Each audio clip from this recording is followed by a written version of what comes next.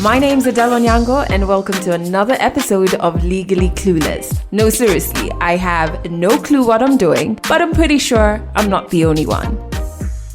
Hey you, welcome to episode 122 of Legally Clueless. Thanks for rocking with this podcast. Remember, you can catch us on Instagram. We're at Legally Clueless Podcast.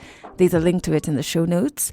And we are also on YouTube. You can check out season 1 of our video series. There's a link to our YouTube in the show notes. And if you want to chit chat about the podcast on Twitter, please use the hashtag LegallyClueless. If you missed our huge announcement last week, we are going on tour, the Legally Clueless 2021 tour. I'm so excited. We are going to be flagging off from Nairobi and then going to Nakuru, Kisumu, and then Mombasa. So if you are in any of those places, and you want to be one of the people we record your story when we come to those particular counties, all you have to do is fill out a form. So you can find a link to that form in the show notes. Fill it out and then cross your fingers so that you can be one of the stories that we record when we come to those counties. I am so impressed and just like excited and also nervous because I checked the back end of the application form and I found that we're at over 100 people having applied, which is just bananas to me. Let me just confess, I was telling my friend who's actually coming on tour as well, and I was telling him that I was so scared of putting up that application form link because like part of me was just like, what if nobody applies? Nobody wants to tell you their stories. But yeah, so I'm very thankful that over 100 people have expressed interest in sharing their story as part of the tour. That is amazing to me. All right.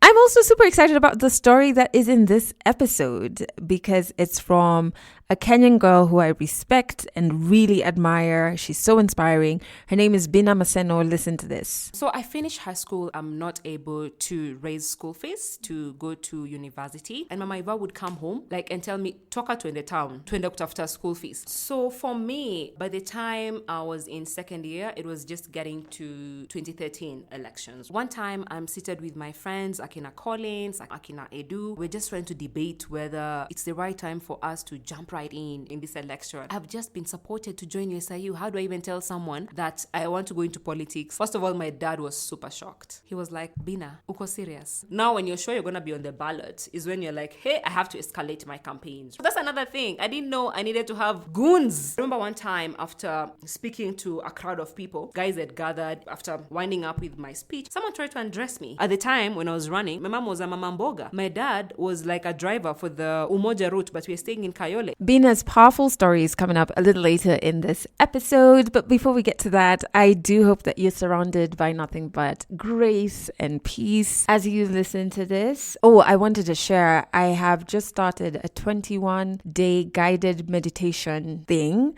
I was actually referred to it by my therapist. And I wanted to share this one thing that on day 2 really started working for me. So basically, the session was around finding your way back to your dharma, which loosely translated is like living righteously, of your purpose and things like that. One of the key takeaways from that session was that you need to be able to listen and hear your inner voice, right? And I say this all the time, like we're surrounded by so much noise. It could be negative noise around you. It could be still negative noise coming from people you love, but we do have so much noise around us that sometimes it's hard to hear your inner voice. So this whole session was like bringing you back to that inner voice, bringing you back to living righteously and finding your purpose, aka finding your dharma. And one of the things that the instructor said that I have been trying to use over the last couple of days is when you feel an overwhelming number of thoughts hitting your mind. I feel like my fellow overthinkers will understand that. You kind of go back to a specific sentence. So the sentence that we used during that session was I am. That's it. It wasn't I am this, I am that. No, it was just I am. And so every time your mind was wandering or getting flooded by thoughts, you go back to that sentence. You can find whatever sentence you want. It could be an affirmation or whatever. But I've seen it calm me down in 2 situations this past week. It didn't work on a third. I think because now it was too much. The emotions are already high. There's no time to go back to a particular affirmation or sentence.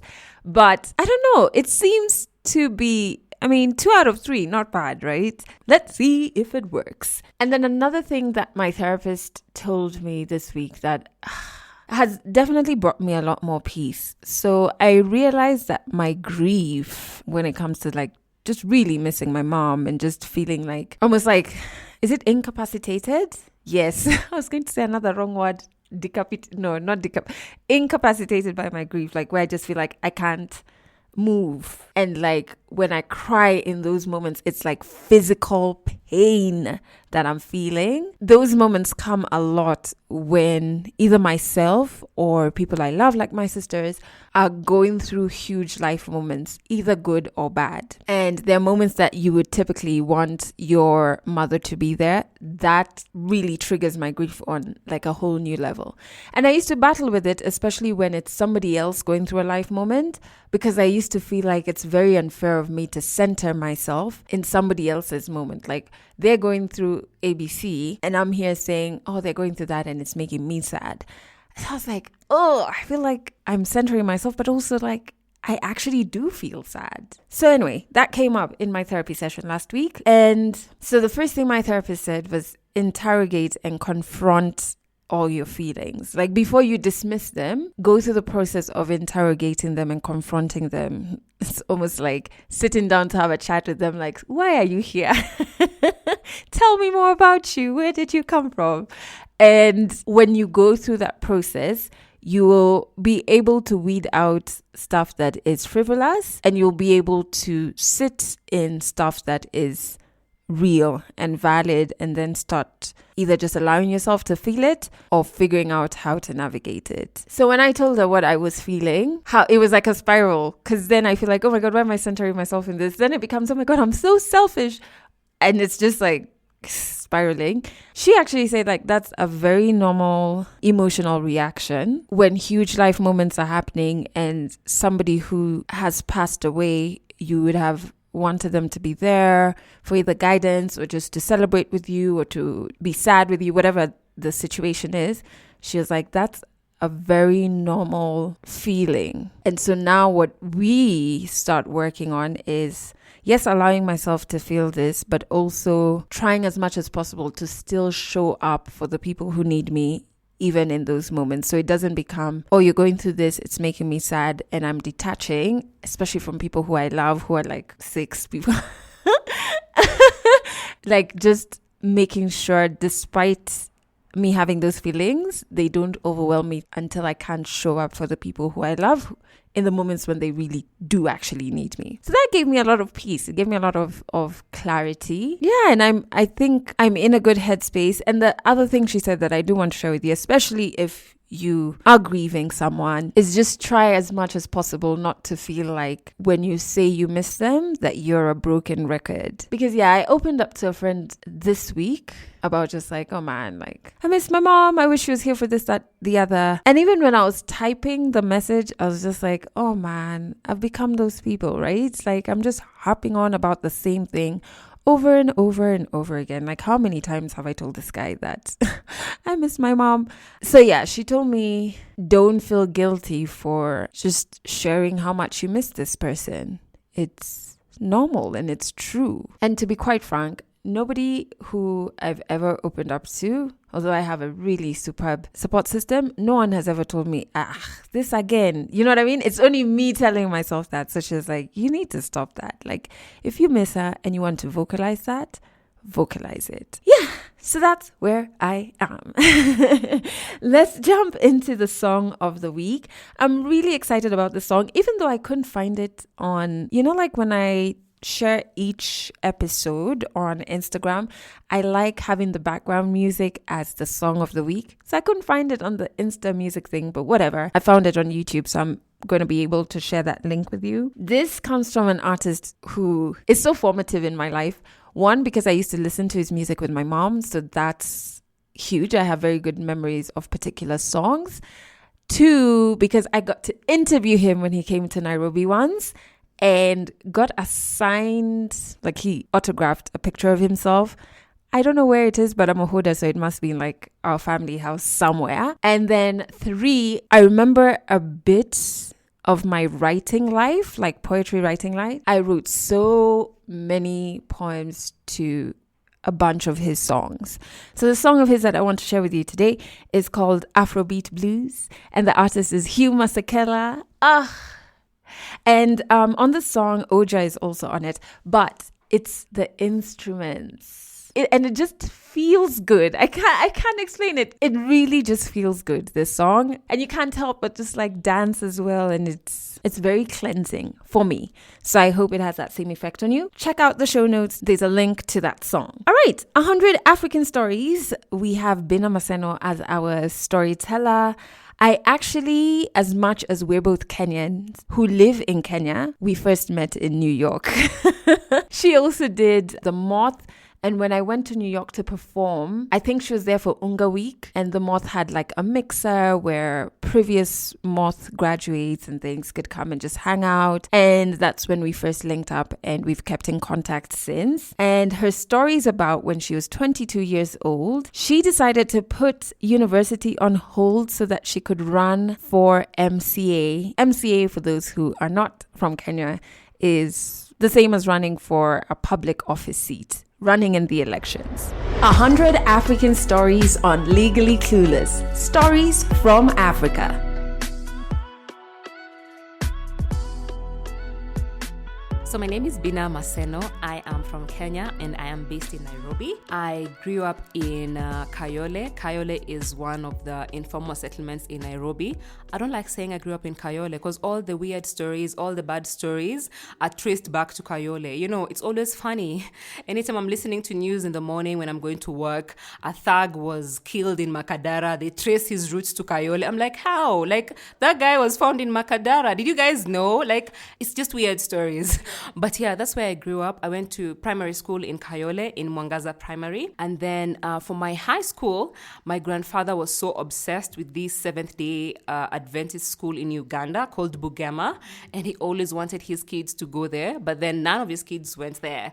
So he was like, my first grandchild and my favorite grandchild is the one who's going to go there because SDA schools teach good morals. You know, like it influences everything about you. That is how I found myself going to Bugema High School for my secondary education. I liked Uganda a lot. Number one, their food. You know, I like their Janet soup, matoke, and I think they're friendly. Or maybe my environment, the friends I used to interact with were friendly enough. So I finished high school and I come back to Nairobi and I'm not able to raise school fees to go to university. So I'm trying to fundraise. I'm trying to get people to support me to go to university. It was almost impossible, right? So I talked to my father, and my father, who was unable to actually fund my university or college education, tells me, you know, just choose a course that you know, just a vocational course that you can start doing. And for me, I decided at the time, I told him I want to either be a mechanic or a cook or a saloonist. He's like, you have always wanted to be a journalist. Why would you choose a mechanic or a cook or a saloonist? So I said, because things look so tough right now, I don't know if I finish school, I'll get work. But at least if I'm a saloonist, I move with my skills. Like, people braid hair. So even if I go to another country, I can still braid hair. So my options were limited to like real-time skills. So that if I finish and there's a struggle in becoming a journalist, you know what? I can braid your hair. You know what? I can actually fix your car. You know what? And I can actually cook. I can bake you a cake, you know. So my options were those three. So he took me because he's a driver. He's been in the transport sector for quite some time. So he took me to some garage in Umoja to start there. But then after some time and contemplating over the choice I made, it was more of, whoa, because this profession is dominated by men. Kidogo, you'll find yourself, you know, you're pregnant because, you know, you're very young. So it's like, okay, why don't you consider then maybe becoming a chef? So I went to some vocational school at around it's in Bahati, and I began studying there. But then I have my mom's friend who's called Mama Eva, who was like, you know what, Bina, the way you really excelled, because I got Division 1 in Uganda, is like, you know what, I'm not going to let you go to a vocational school. We are going to look for this school fees, by the way, together. Mama Eva Iva, yani honestly, I think they're amazing people out here. And Mama Iva would come home and tell me, toka tuende town. Twende kutafuta school fees. Mama Iva would come home and find me taking tea. I'm in slippers. One time, Mama Iva just dragged me out of the house and nilikuwa na slippers. That's just freshen up. Dragged me out of the house. Even her, she not even combed her hair. She was in sandals. She's like, we're going to look for help. And we came to town with slippers, knocking doors. And that even became a routine. Like, we'd just wake up and just prepare. We're going to go, knock doors and all that. And fortunately, one day we were at this building at Harambe. Is it Harambe Avenue? The one that was hosting the education ministry. And we walk in there and we said we want to go see the person in charge of education, and the assistant director there was Jeremiah. We walk into his office and both me and Mama Iva break down, because it's been a long day, it's been 2 weeks of doing this. So we break down, and seated there was Magistrate Dr. Julie Oseko, her friend, and Jeremiah. Dr. Julie just looked at my papers. She was just about to fly out of the country to pursue her PhD, and she's like, I wish I would adopt you, I wish I would really, really take you in, but I'm just leaving the country, but I'm happy to walk the journey with you as my daughter. And Jeremiah just told me, go look for a school, I'll pay. That is what happened. I got papers from Graphines, because at the time I'm just like, I'm gonna do hospitality. I was still stuck on there. Yeah. So I looked for the brochures for Graphines, came, delivered, and he paid my whole school fees. And then Dr. Julio Seko began walking the journey with me. I don't even think he knows he knows my second name, because even when I was graduating, I tried to send him an invite and it had Miss Maseno. He was like, who's this? I'm like, you've been paying my school fees. So from Graphines, I excelled very well. And my Uncle Rogers, who's big, oh my God, my biggest support, sponsored my education in USIU. And that is how I found myself in USIU, pursuing journalism and international relations. So it's interesting because growing up, I used to be so scared of politicians. And I used to be so scared of politicians because of the conversations I would hear from my parents, from my uncles, talking about the Moi regime and how dissidents would just disappear. Like, you speak against Moi today, you're no more. Like, you're no more. Not like you're just tortured, like you're no more.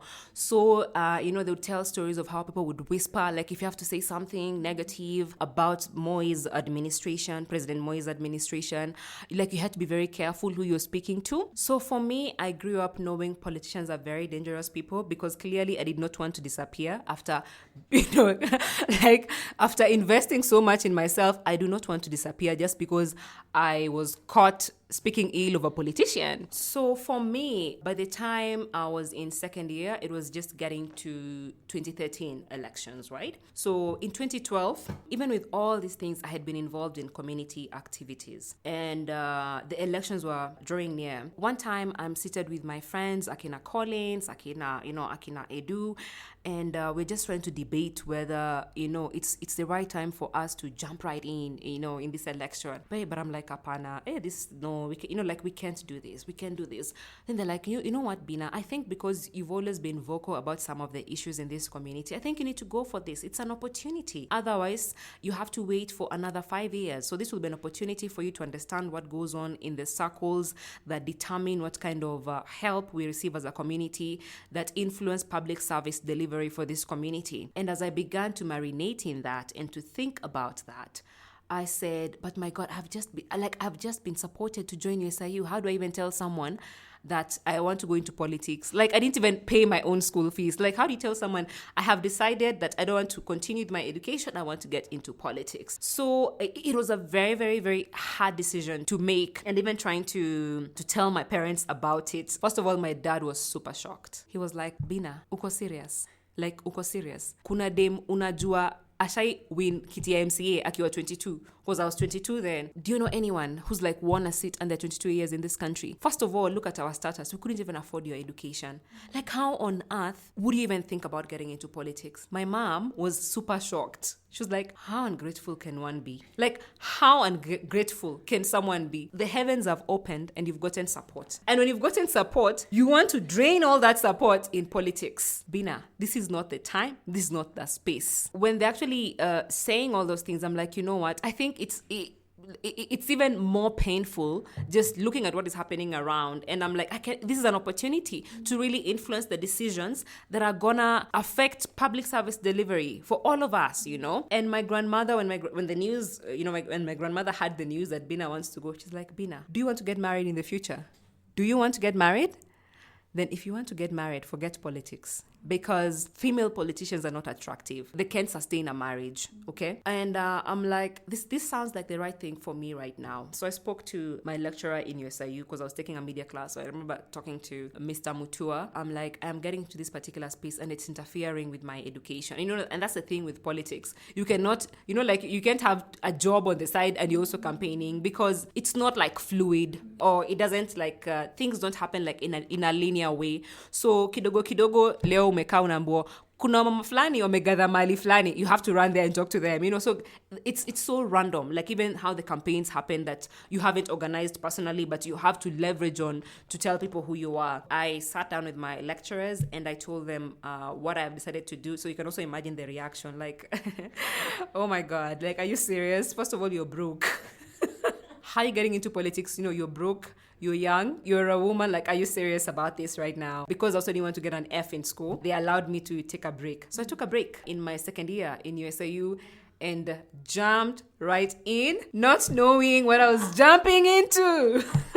Not knowing what I was about to get into. I thought I'm going to be like, this is a very, I'm just trying to tell you guys why we need better leadership. La hawla, la hawla. It was not that. So my friends quickly organized into a committee because we have to start mapping out the community. And it's so interesting because, we always talk about this tribal politics, but that is part of mapping out. How many lawyers do we have in this ward? How many Kisses?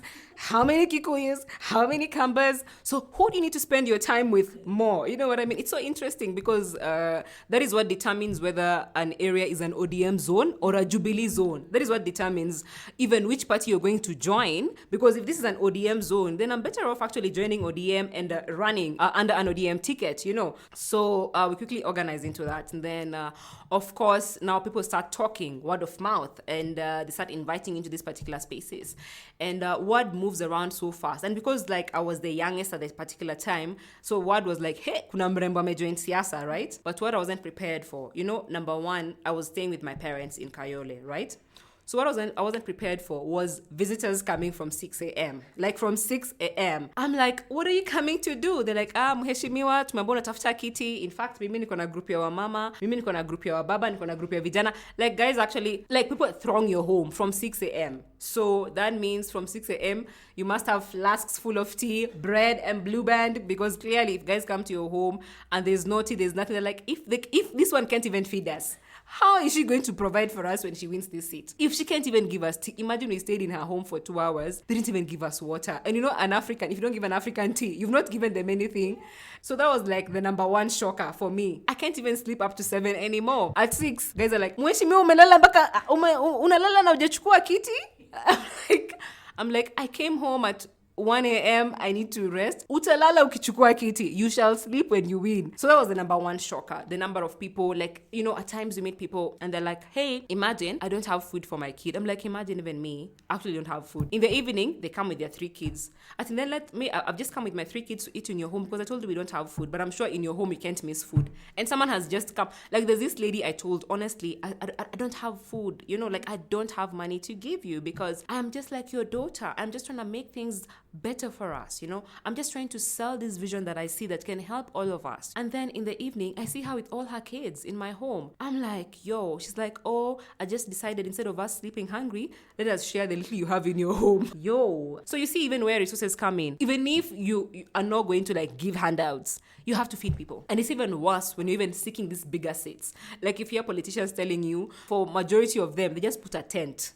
Like the day you start campaigning, just put a tent outside your home. and with food. So, because guys will always come, you'll always have guests. But for me, like we're staying in Kayole, it's a shared space. It's even shared bathroom facilities. You don't have room to put a tent anywhere. So you just have to really deal with your current situation. That was phase one. Now I have begun the campaigns, right? We had the party primaries, which can be quite hectic and dangerous at the same time. So after the party primaries, I think is when now where rubber meets the road, because then now guys know for sure, you're going to be on the ballot.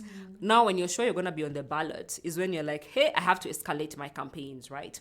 And we have to change our strategies. If it means poaching, the mobilizers from another competitor, it means going hard. You know what I mean? Like, it's survival for the fittest. When you're actually on the ballot, it's survival for the fittest, because people poach your people as well. So it means poaching other people as well. It means being a negotiator. You must know how to negotiate, how to mobilize, how to sell your vision. And I think for me, young women are disproportionately affected or disenfranchised when it comes to, running for political office. Because number one, how our culture is even set up, you cannot even inherit land. So you don't have collateral. You don't have something you can dispose and get money. Someone like, let's say my brother or my male friends, they already have land. Your dad probably gave you land. So you can decide what to do with that land. So you can just sell it and have money, resources to help you with your campaign. So you don't have that. Number two, you're young. You haven't probably worked for some time and been able to amass money. Because also when you look at the older women who are joining politics, they have to resign. They resign from a particular position, then join politics. But you see, over time, maybe they bought land with a little or more resources that they had, or maybe they've been in circles or they've been in chamas, and then they have networked enough to have also fellow women who can actually maybe support their campaign. But you see, as a young woman, even your own peers are jobless. Your own peers, unless we're Kuombe, they're like, me by day, I'm praying for you. I am standing in the gap for you, Bina. You don't have to even pray for yourself, because I'm already doing it for you. You don't have to do it, Bina. I'm doing it for you, so don't worry. You're covered. Prayer-wise, you're covered. Because what else can they offer you? And it's even worse because not many young women are socialized to engage in political spaces, to want to vie for political office, or their political ambition nurtured at a very young age like men. So even when you're going to rallies, they're not likely to join you in a political rally, by the way. Young women are not likely to come to a political rally for sure. And also not likely to also see young women in political rallies. So you're likely to find more men. Because even for my friends, those ones who are telling me we are standing with you in the gap in prayers, I'm like, then come to the political campaign. And alafu niambia mama yangu ati nimwambie nini? Because atasema nilikuwa naenda kutafuta mzee. Hey, Bina, you don't love me. What am I going to tell my parents? That I went to a political rally to do what? To look for a man, or to do what? Because the assumption is, so you want to go expose yourself so that people can see you. So what do you want me to tell my dad? That I was in a political rally. Hey, first of all, ODMs. Oh my God. How am I going to fight out, or Jubilee? And I'm just saying the mainstream political parties, or NC, or ANC, because they associate political rallies with hooliganism. You know what I mean? So not very many parents also would be comfortable for their young daughters to actually even just attend even a peaceful political rally, right? So my friends didn't show up for the political rallies. They're like, no, Bina, we're supporting you. And that support also for young women does not translate in online spaces. And if you look at even the research that has been done, both globally and locally, not many young women consume political content. And also not many young women even churn out political content in their social media platforms, right? So it means also them also sharing your content is hard. And even just do a random sample. Look at your male friends who are very active and churn out a lot of political content. Look at their comments. You'll barely see many women in those comments. So even online, their support doesn't translate to, even their support doesn't even translate in the online spaces. So ideally, you are left on your own. And I was just learning these things on the go. Because if I had known about these things, I would have begun cultivating the political engagement of my friends, awareness, how politics affects them, why they need to engage in these spaces, how our hair is political, how our bodies are political, what we need to do, how our education is political in this particular country. So I'm learning on the go, and they're like, I'm not going to start talking about politics on my Facebook. How? Bina, I told you I'm praying for you. So, security. I did not know when your name is on the ballot, it escalates insecurity issues for you, because then For the MCA seat is very competitive. First of all, you find you're so many. Like us, we were like 12 aspirants. You can imagine, like 12 aspirants after the primaries. So before the primaries, I think we were like almost 40. But now the guys who are on the ballot, it was 12 of us. And it means your 500 supporters can disadvantage someone in terms of them winning that particular seat. Because I said it's very competitive. And with 5,000 votes, you've won as an MCA. So it means if, let's say, with 5,000 you've won, and let's say if someone like me, I have like 3,000, you see? So if I'm not on the race, it means maybe number 2, combining with my votes, they'd have already won. So insecurity, because I had limited resources for me and my team, we began waking up at 4 a.m. Our campaigns used to begin at 4 a.m. So at 4 a.m., we split ourselves in different stages because we're even targeting the mamambogas who are going kwa soko, guys who are going to industrial area. So our campaigns used to begin at 4 a.m. We're targeting guys. So we just split up because we had like young people, women and men, and maybe an older person as well, like at 4 a.m. So we used to meet at 4 a.m. and then we split up. You're like, you go to this stage, you go to the other stage, you go to the other stage. Because you see the mamambogas go to the sokos very early in the morning, and they're very influential because they interact with very many people in the community. So it's to get them where, like where they are, trying to talk about what we want to do even for mamambogas, trying to talk about what we can do to transform the markets where they are, to how we can even work with Kanjo in terms of the money they collect every other day, just to see how we can make things better for them. So you can imagine at 4 a.m. we've begun our campaigns because we're just like, you know what, we have to escalate it because we don't have money to gather people every other day and give them handouts, right? We had to start looking for the low-hanging fruits. So it means if you're actually living at 4, your security has to be catered to. And then there are those people who just send you weird texts, like very, very, very weird texts. I remember one time someone sending me a weird text that wewe tukikona kwa ground leo tutakuingisha chupa, which means if you come to campaign today, especially in this particular area, we shall insert a bottle in you. Whoa. My goodness. I tried to call that number, it wasn't going through. It's like someone just sent that message and probably chewed that SIM card or threw it. You know what I mean? I remember that week, I just stopped my campaigns. I did not go to campaign for a whole week. And you see, when you're not going to campaign, someone else is ahead of you. They're taking advantage of that particular time because they just sent chills down, down my spine. I'm just like, why would you tell me something like that? So that's another thing. I didn't know I needed to have goons before entering this particular space, and not just goons. Those goons who look like they were from fighting the previous night. Those ones who look like they have a dent under their eye. They have another mark that is trying to They just look, you're like, yo, this one, I can't deal with this chick. So I also didn't know I need to vet my own goons and have them on ground. Me, I just thought security from my friends is enough. These friends who are praying for me, those ones don't even show up at 4 a.m. After a week, my aunt came to visit and was like, I was told you're no longer campaigning. I'm like, yeah, because clearly I don't want to be raped in this campaign. She's like, so why didn't you respond? I'm like, what can I tell this person? She's like, let me respond for you. And we are stepping out. So my aunt helped me to map out the goons we need in our campaign as well, in terms of just having your people who just scare the shit out of people. You know what I mean? They just look at them, they're like, by the way, please don't joke with me. Because clearly, let me tell you, security for female politicians is not assured, especially if it's your first time to campaign. It's never assured. I remember one time after speaking to a crowd of people in some, those plots, guys that gathered after winding up with my speech in terms of what I'm going to do, someone tried to undress me, literally. And you see, it was just almost 7. So it's a bit dark, but of course you can tell it is one of the people who is here. You know what I mean? And most likely the molds who are sent from the other campaigns to come and figure out what are you talking about, who are you, or maybe just someone who's trying to spoil your campaign, because that happens a lot. You gather people, kiasi, disruptors come, they're trying to throw my way, so many other things. When you gather people, you also must figure out how your goons can also protect those people that you've gathered, because you don't want someone to be hurt because they came to listen to you. So you have to ensure area ni vijana wagani wata provide security in this area. Which guys am I going to pay for security? Because also territories matter. So you can go with, let's say, you see guys who I used to be with. I can't take them to another territory. They're like, oh, ukutupatia kazi. You'll see. Oh, you didn't give us a job. In Kayole Riverbank, my friend, if you don't have guys from Riverbank protecting you, you cannot access Riverbank. You cannot access Riverbank.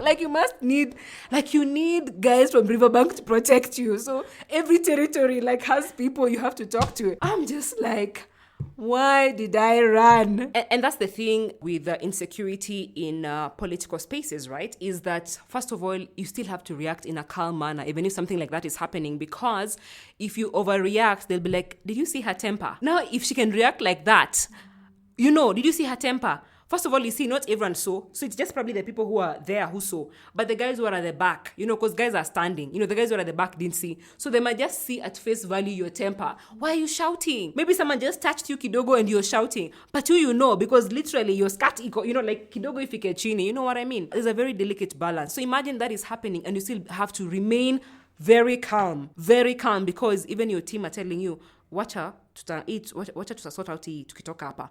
Your own team is telling you, we will deal with this when you're out of here. I am sure it is one of those guys from other campaigns who are trying to distract these and trying to prove to people this particular girl can't even handle her temper. Did you see how she reacted? First of all, no one was trying to undress her. Yes, guys have, like the guys who are in front there have seen, but the majority have not seen. So things can just turn around so fast, like, oh, you're trying to be scandalous. So even in that, when you feel like, your dignity has been violated, you still have to remain calm.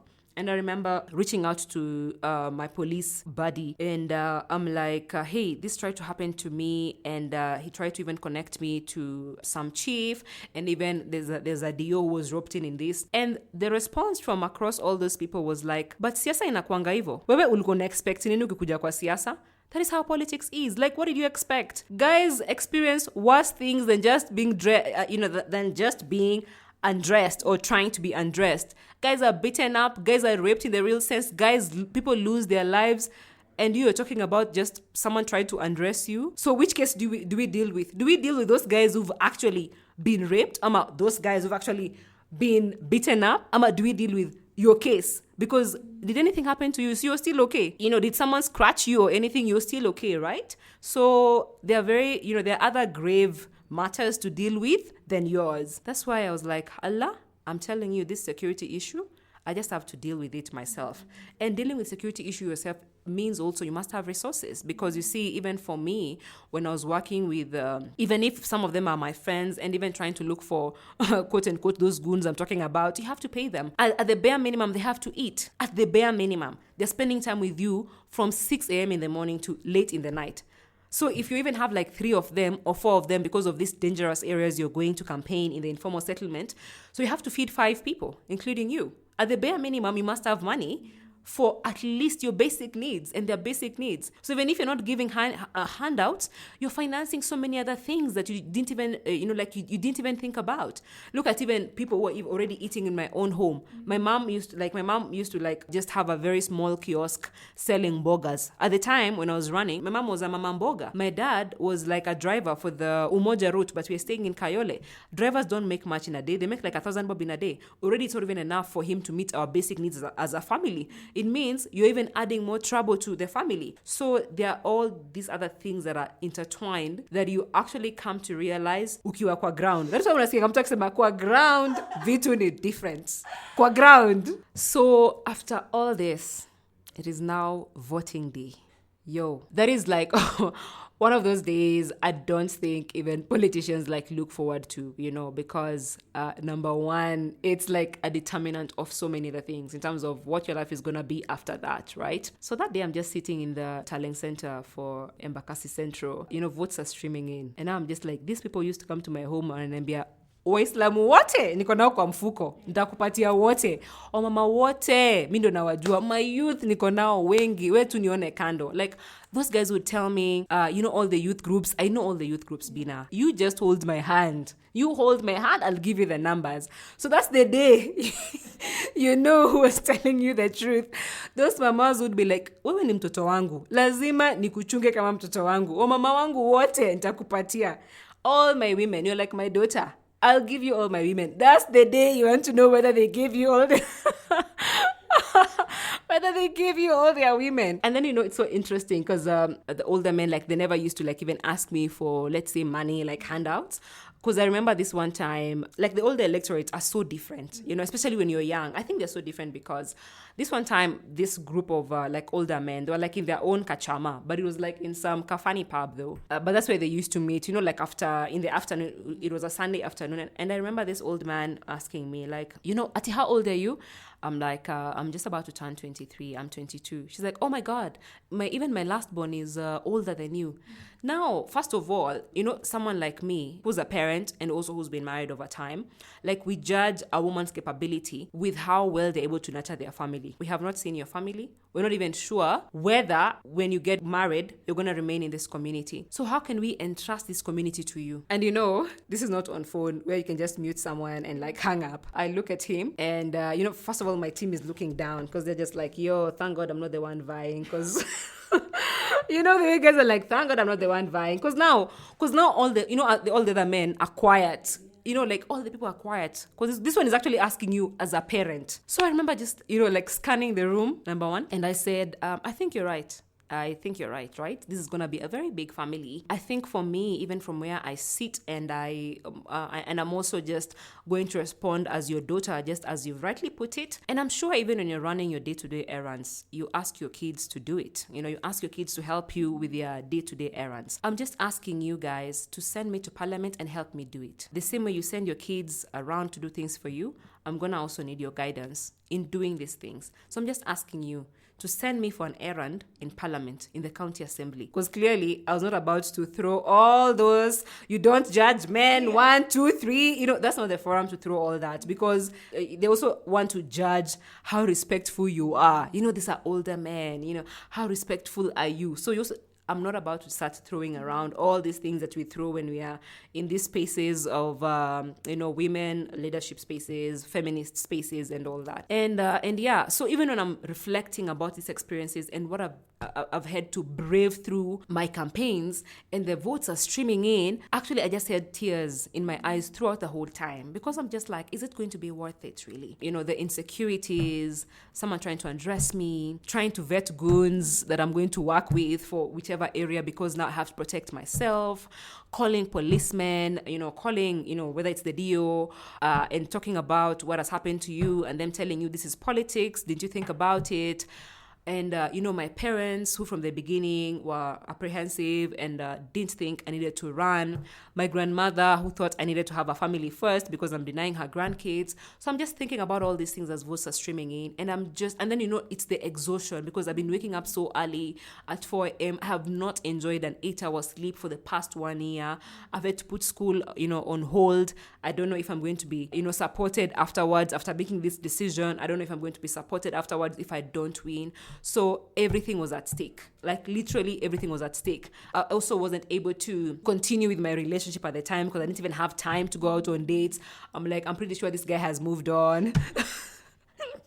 So I'm just like, hey, if I don't win, where do I start? So votes streaming for the first station and I'm not faring badly because I think I was at 850 votes and I think the winner was almost at I think 1400 and something, and then of course the rest are spread out across the other aspirants. Then I'm just calling my agents. Hiyo station imefika ngapi? Dhawabu imefika ngapi? Mwangaza primary tuko ngapi? Mwangaza secondary tuko ngapi? You know what I mean? And then also the resources for your agents. You know what I mean? Because during that last day, there are guys who just buy out agents. I know my friend went to sleep and then someone just came and chotted her agents, gave her agents money. Just like that. The results were changed because she knew she's winning. So she didn't need to be there, because, it's those territories where this is the party of the day and you have the ticket for that party of the day. So just like this one is new, but your competitor is like, oh, you've gone to sleep. Okay, we shall show you. And that's how her agents were bought out last minute and they didn't even record the correct results for her. That's how she lost. So I'm thinking about all these things and I couldn't contain my tears. I really couldn't contain my tears. I had lost weight. I was about almost 46 from 55. So at the end of the day, they announced the last results for the last station and I had not won and my heart sunk. And I remember people sending me SMSs, people calling me. They're like, yo, Bina, you really tried. My goodness. For you to even be number 4 out of 12, Bina, you really, really, really, you really tried. At 22, I don't know what I was doing with my life. I wouldn't have thought of getting into politics and actually getting to the ballot. I'd probably announce on Facebook and call myself a honorable, and then that's it. Like, it ends on Facebook. But you braved it. You campaigned. You got to the ballot. You got people supporting you. You got numbers. But when you haven't won a political seat, it doesn't matter. It doesn't matter. Like, in politics, I think what matters is whether you win or win. And then the fact that it also affects your ability to get work afterwards. Who wants to employ a politician in this country? Hey! They're like, ati Adela liko hapana wanasiasa. When people hear politics, what comes to mind is corruption. So like, politics is synonymous with corruption, with bad leadership. People don't even go to even dig up the definition of politics. Like, equal sharing of resources to benefit everyone, right? People don't even dig up all those things. They just hear, pana. Yani, that's it. Like, it's like a dent. And also, like, you're not prepared for the mental trauma, and you also don't know where to go, because also when we are trained about all these things, no one talks about your sanity levels. My friend lost by very few votes, and I remember getting her to shower was a problem. To shower, she's like, no, it's okay. Like, leaving bed to shower. So you can imagine if getting someone to shower is a problem, let alone to eat. Getting her out of bed was a problem. And then during that time, during the campaign, I think she had lost her husband during the campaign, and then rumors had spread out that, she sacrificed her husband to get resources. So you can imagine people turning things around when it comes to someone who's so dear to you. Maybe you have not healed. She had to stop her kid from going to school, because then these rumors were getting to her kid in terms of, they're saying this about you and daddy. You know what I mean? So it's also the trauma that you face. Earlier on, we were joking with you. I was telling you this politician who, after elections, actually now is a gospel musician. For me, it is all those things, especially just trying to come back up again and deal with betrayal, because then you look at people who purported to support you, people who said, people would come to your house every day, people would try to work with you. You're not sure if they were the moles. You're like, okay, you had numbers. Do you actually vote for me? So you don't even know if maybe your chief mobilizer even voted for you. You don't even know if your brother trusted you enough to vote for you, or even your dad, who's a supporter of a different political party, voted for you. So it's also, you're dealing with all this betrayal from especially supporters on the ground. You're like, I thought you said, you're supporting me. I thought you said, because then you're seeing them celebrate another person. You're like, Allah, I thought you were supporting me. How are you celebrating that person? When I think about all that I went through, and all other women also who've mentored me have gone through, at times it's so hard to just think about running again. I always feel like I have to build myself economically, just have a good financial base, strengthen myself emotionally, physically, intellectually. Like, you have to put in so much by the time you also decide you're going to run again. And even for my peers who've run again, who've run before, they're not running again. Majority of them actually refuse to run again. Even when you see potential in them and you're like, I think you need to run again, they don't run again. But in 2027, I'm going to vie. But currently, I was sitting with the GOWI some time back, and my other mentors, and they were like, all the things you wanted to achieve by becoming a politician and winning a seat, is that the only way? And I think for me, that opened up my eyes. And that is how I ended up forming Badili Africa, to meet some of those needs that I had wanted to do once elected. And I have found so much fulfillment with the work we do in Badili Africa, in terms of cultivating young women's political engagement, cultivating Chama women's political engagement, and now trying to push them into these particular spaces and trying to show them why they need to hold leaders accountable. My peers who are below 25, right? Our work with merging beauty with politics is geared actually between 18 and 25-year-olds who don't care about politics. And I'm talking about young women here who would not be caught up in a political rally or in a political conversation or blogging about politics, right? So we had to look for strategies that actually attract younger women to understand, how is politics affecting you and what can you do, in your space, right? And for our Chama women, they are entry points for politicians. And then once politicians use them and use their numbers in terms of leveraging and tapping into their numbers, they dump them. And then they sit back and wait for 5 years again to mobilize for another person. So it's more of pushing back. We're like, no, you're not going to sit back and you're a whole leader, because you find like a Mama Mboga has numbers, but they're thinking, but I'm illiterate. How can I face a leader? How can I face an MP? I'm like, no, they approached you as Mama Mboga. You have the numbers. You're going to push back as Mama Mboga. So I think for me, seeing some of the achievements achievements from our work at Badili has been so fulfilling, and that is what I am very keen on, especially in these coming elections. We are pushing more Chama women cheerleaders to run for office. So I think for me, I have found a lot of fulfillment in that. But I think once a politician, always a politician. Tutarudi kwa ground tena. Catch more African stories in the next episode of Legally Clueless. That was such a wonderful story. I'm just so happy that despite everything that she had to go through, she's still very determined to A, make an impact in different communities, and B, get back and run in the elections. You know, when she talks about how people would show up at her house at like 6 a.m. or different people wanting handouts, it really reminded me also of this movie called Softie. We've talked about it actually on this podcast, and we had Jerry Mwangi, who is Boniface Mwangi's partner, on the podcast episode sharing her story. So in that movie, Softie, it was so apparent that we, the voters, are very much part of the problem. I got the same sense again listening to Bina's story. I also feel like the systems around politics and who gets in and who can run for what are so limiting. Like, they lock out quite a few people, even just if you look at resources, you know? And lastly, I really want you to check out the work that Bina is doing with Badili Africa. So in the show notes, I've put links to her online platforms and the Badili Africa platforms as well. Completely respect her for the work that she's doing, so make sure you check out her platforms. Another thing that you have to go and check out is season 1 of the Legally Clueless video series. We're going to be going on tour and then we'll get to season 2, but season 1 is definitely one for the books. A, because it's the inaugural season, but also the stories there are so fantastic. The season finale story was by Chiki Kuruka, you may know her as that, who is not only just radio presenter, dance instructor, but she has opened her first dance studio here in Nairobi. And what I loved about her story is that it was such an honest, real reflection of the journey to opening and running a business in this country. I think sometimes in the media, most of these business person stories are very sexy and very glam, but it is not fun times on this side, right? So I love that. And it seems like quite a few people identified with her story as well, because Chiki sent me this yesterday. Adele, today a lady came into my studio and she was standing by the door and she was like, "Hi, is Chiki here?" So obviously I was. So I came out and she had a bunch of bananas with her. And she was like, "These are bananas from my shamba. I decided to come by because I listened to your episode of Legally Clueless and I was so inspired.